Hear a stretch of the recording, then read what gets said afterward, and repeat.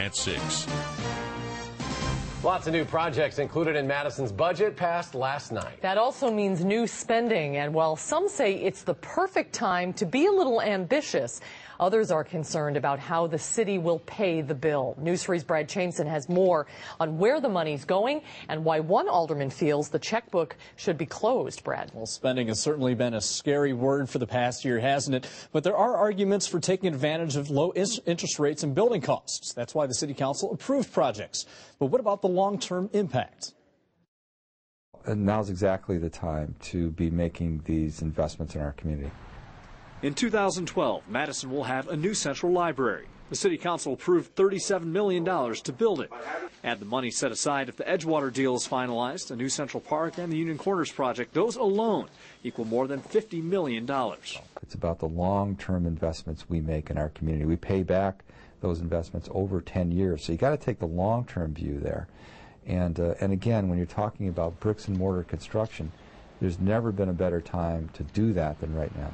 Mayor Dave Kozlevich says interest rates are the lowest the city has seen in a generation, and construction projects will create jobs.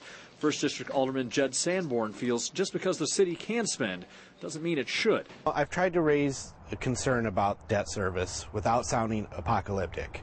Sanborn says the city's borrowing has increased on average 11% a year since 2000.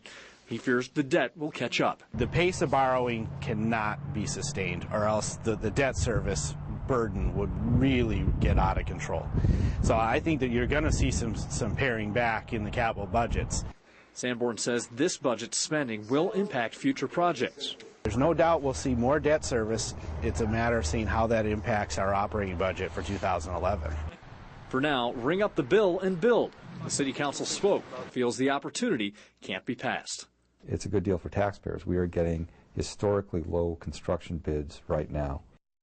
The Edgewater project will be about $16 million currently set aside while the city looks at several months of approvals on that project. Once all these projects begin, the city expects more than 1,000 construction jobs to be created. Story will continue to follow. Brad Chaimson reporting tonight. Brad, thanks.